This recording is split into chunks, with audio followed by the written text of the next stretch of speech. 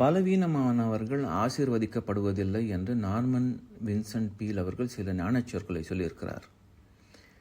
உன்னை பலவீனமாக வைத்திருக்கும் மிகப்பெரிய பொய்யை பற்றி நான் சொல்கிறேன். நான் ஒரு பாசிட்டிவ் ஆள் தான் அப்படின்னு நீ நம்புறது மிகப்பெரிய குப்பை.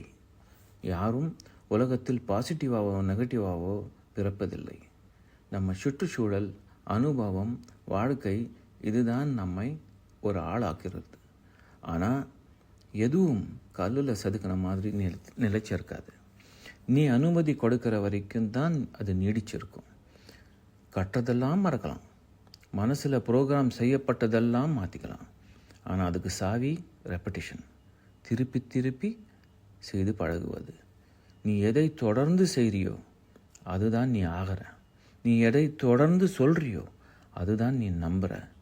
உன் ஆட்டிடியூட், அதாவது மனப்பான்மை, உன் உள் மனசுக்குள் ரிப்பீட் ஆகிற எண்ணங்களின் பிரதிபலிப்பு.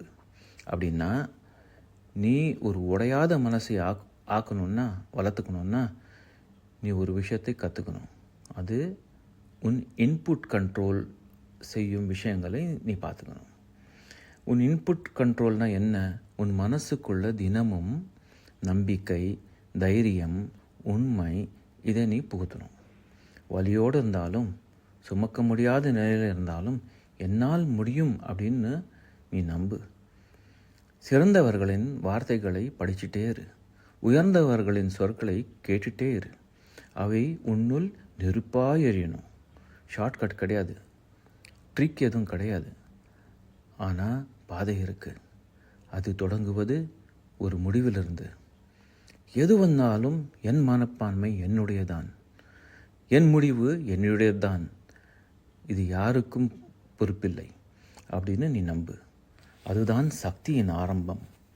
நீ தகர்க்க முடியாத நேர்மையான அணுகுமுறையை வளர்த்துக்கணுன்னா உள் மனசு பரிந்துரை கேளு. உள் மனசு பரிந்துரைன்னா என்ன? உன் ஆழ்மனம் ஒரு நிலம் மாதிரி. அந்த நிலத்தில் நீ விதை விதித்தது புல்லா பழமா, அதுதான் விளைச்சலை தீர்மானிக்குது. நீ எதை உன்னோட மனசுக்கு மீண்டும் மீண்டும் சொல்றியோ அது உண்மையானாலும் பொய்யானாலும் உன் மனசு அதையே ஏற்றுக்கிட்டு நம்பி விடும். ஒவ்வொரு வெற்றியும் உன்னுடைய உள் உரையாடலோடு துவங்குது. உன் மனசுக்குள்ளே நடக்கிற உரையாடல் அது உன்னுடைய பெருமையை கட்டும். அதன் மீது ஒரு பெரிய கோட்டையே உருவாக்கும். அல்லது உன்னுடைய நல்ல கனவுகள் ஆரம்பத்திலே சிதைஞ்சு போயிடும். தினமும் எழுந்தவுடன் நான் ஜெயிப்பேன், நான் தளர மாட்டேன், யாராலும் என்னை தடுக்க முடியாது அப்படின்னு சொல்கிறவன் தன் மன நம்பிக்கையால் தன்னுடைய வாழ்க்கையை உருவாக்கி விடுகிறான்.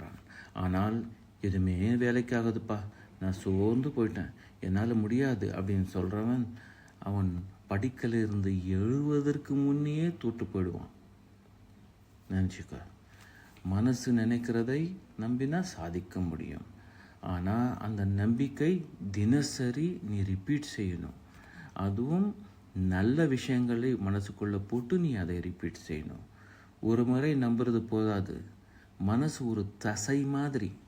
அதை தினமும் திட்டமாக கடுமையாக பயிற்சி பண்ணிகிட்டே இருக்கணும். ஓகே, செய், தொடங்கு. உன்னுக்குள்ளே இருக்கிற தீயை எரிய விடு. உன்னால் முடியும். மீண்டும் சந்திப்போம்.